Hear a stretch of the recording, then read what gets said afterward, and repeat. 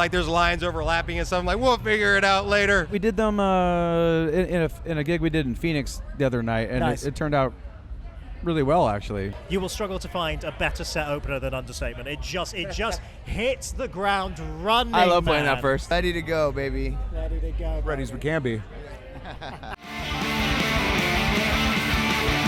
Doing the album in full, obviously Constellation, that's the vibe today, albums in full. So tell me a little bit about preparing that. Is that one you've done much in full before, or was this a kind of first time for that one? Yeah, we did a full 10-year anniversary tour for that record There we back go. in Okay, 2019, so yeah. Yeah, okay, so be in a little minute then, I guess. Well, so you're familiar with it, but were there still moments where you had to be like, how does that go again? Do you have to kind of brush up in rehearsals for any of those moments? Oh yeah, absolutely. That record is just stacked full of riffs and rhythms and odd rhythms, and it's a lot to remember for sure. Yeah, A Lesson in Romantics in full. So I've been asking kind of everyone really about not so much the moments that have always been in the set, because you got the hits in there that you're going to always be well tuned and ready to go. What are the moments on that album when you're putting together a set like this where you have to go, what was that lyric again? What was that moment again? What were the bits you had to brush up on this one? There's definitely a lot. There's a handful, because like you said, there's a handful of songs that we play pretty much every show. Exactly. There's a lot of songs we haven't played in a long time. I think that the deeper cuts, Ocean and Atlantic, Champagne's for Celebrating, Take This to Heart, those are three that always And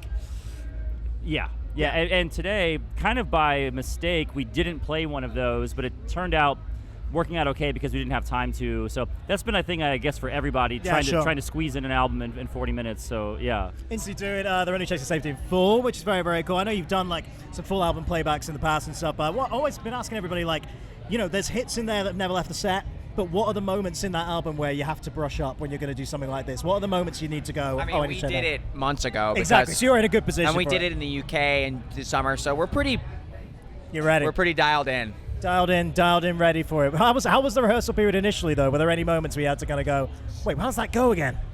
There were quite a few of those moments, but not with any of these songs, because we're doing this thing on this tour where we have a fan-voted set list every night. Yeah, great. And there are a few of those songs that literally none of us could remember how to play. Wow. So we were on iTunes and searching for old sessions, and it was a good time. We boned up on it. Good. We practiced right here in Las Vegas. Of course. We went through all the songs.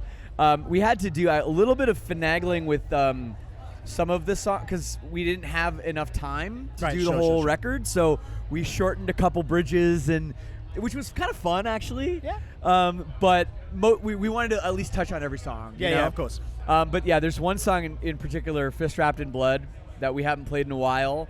And that one I was like, oh man, I got to look up these lyrics again. And then I looked them up and I was like, I wrote this? This is dark, man. This is some dark shit. Dark stuff in there. Some dark stuff. No, good to get reacquainted with it. And obviously it's the albums in full here. Now you've done full cuts a few times in full and all that kind of stuff. Yeah, we were You're saying used to this it. might actually be kind of like one of the last times we ever do it. Wow, big claim. Yeah, big claim. I guess people got to see it at this point. It's been nice. It's been We've nice done seeing it a you get to lot. celebrate that album. We've done it a lot, and we'll keep playing songs from it, but front to back, okay. It takes a lot. It takes a lot. Greatest Generation Full, obviously been doing that for a little minute, celebrating that album, which is really, really nice. But yeah, what a pleasure to be able to do it in a festival environment again, I guess. Just playing to big crowds like this, it's got to be nice. Yeah, I think it's always exciting to get to revisit stuff and to play, the kind of most exciting thing is there are songs from those records that you don't ever play. Yeah. Right? Because you're balancing, we have a big catalog.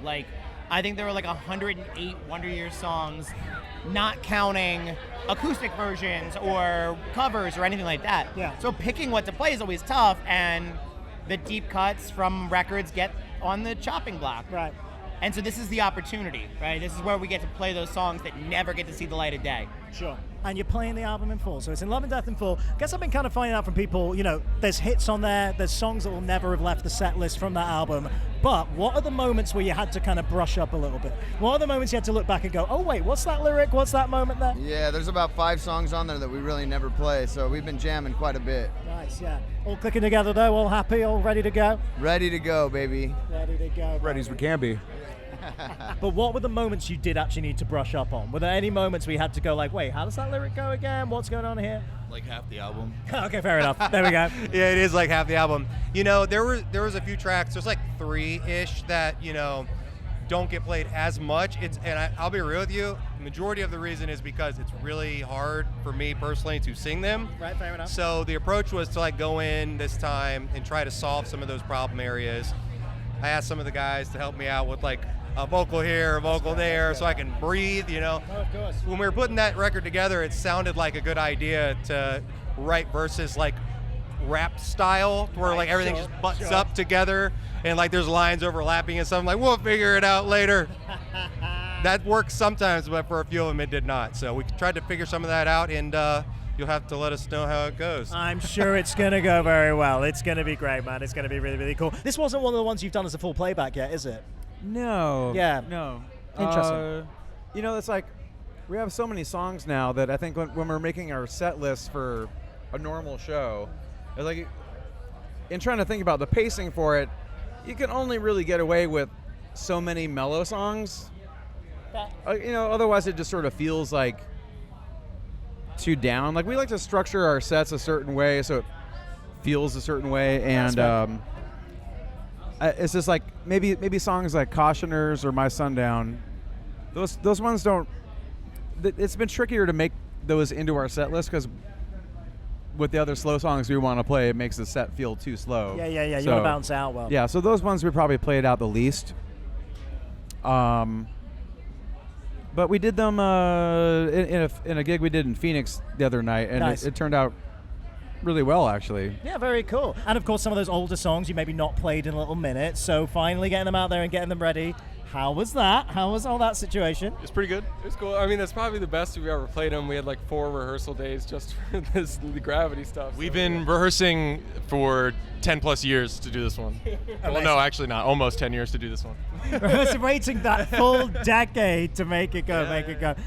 Well, it's funny because there's certain parts of the songs and like certain like sections that it's like almost it's just muscle memory. Right, sure. And then but there's other parts that like for me I have to focus real hard. Like okay. It's like about half the album is songs that we play fairly regularly, and then the other half is songs that we play not so regularly. Right, sure. So the ones that are not so regular are always a bit of a challenge, but we're prepared. We've been prepping. Oh, you've been prepping. Oh, You've been yeah. rehearsing. Oh, yeah. It's going to be a tight one. I'm excited to see it later. I really am. And this year we're into full album territory, guys. So obviously you guys have played Sticks and Stones in full a few times over the years, all that stuff when it's anniversary moments, all that kind of thing. So I guess fairly familiar at this point with the idea of doing the album in full, but were there any moments you had to kind of go back and go, wait, how does that go again? Any little extra rehearsal bits or anything like that? I wouldn't say extra rehearsal bits, but we do have, obviously Chad's not here, our guitar Sure, of player, course. so we have our friend Zach who plays in Motion City Soundtrack, and also Britney Spears.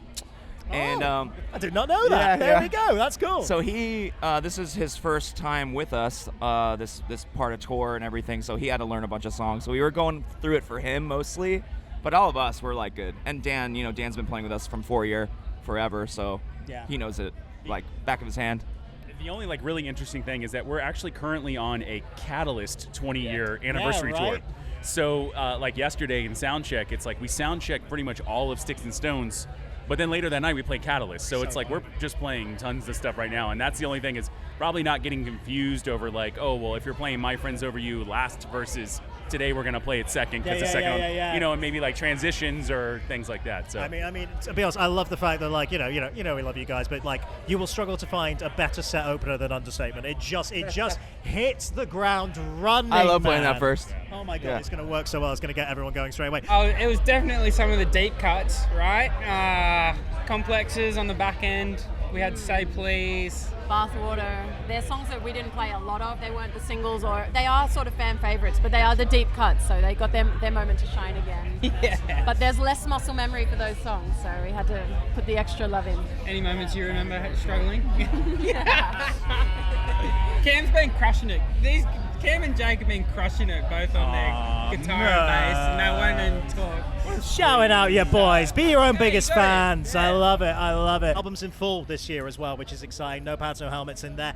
How is that for you guys? I mean, remind me, you've done that in full before, right? We did. We did it on our 15th anniversary. 15 year anniversary. Yeah. So We're fairly familiar. Yeah, exactly. Oh yeah, not so bad. We're cheating a little bit. We're compressing some of the songs so that we can play other songs like Welcome to My Life and Shut Up and other songs. We're like, we we can't be out here in Vegas and not play the big hits. I respect So we're doing a little bit of a compression of notepads, but I mean, it's notepads heavy, but definitely early days all throughout. Yeah. Okay, I like that a lot. No, that's giving the people what they want, really. That's Exactly. very, very nice. That's very, very cool. Definitely, like, I forget who it was. I think I saw a video of Jarrett from Bowling for Soup talking about playing their record in full, and he was saying that, like, because of when the records came out, you kind of like front-loaded your record with what you felt were like the strongest songs. All right. So definitely the back half of the record is like definitely the one part where you're like, all right, what the fuck happened here? Like, what were we doing? What were we thinking? But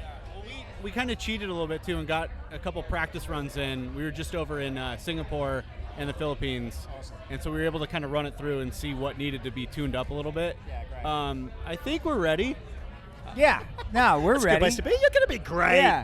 It's going to be fine, gents. It's going to be absolutely fine. Well, let's talk about the album play. Obviously, finer things in there. But you guys are at a nice advantage that you've been doing this for a little minute, which is very, very good. So that's cool. But yeah, how you been finding that tour, I suppose, and just kind of actually getting those songs as a whole out in front of the people as well? You know, it's nice. We've got both dynamics of doing this album play now, because we did it in the small club in New York City at the end of last year, and it was stage dives and crowd surfing. But then at Slam Dunk recently, we did the big festival play doing the album. So we got to see both sides of it, where we're trying to win over a crowd and already having a crowd, you know. So we're going to do that again here with an even bigger crowd in Vegas today. I definitely feel like since this entire festival is about like nostalgia and when we were young, pun intended, it will translate better here than Slam Dunk. Slam Dunk wasn't bad by any means, but we played it right after Mallory Knox, and I think there was like a lot of people who we could have introduced our best version of ourselves to. And here it's like everyone's already expecting like stuff they've already heard before. This is kind of the last hurrah of the Finer Things play, and we're going to go out with a bang.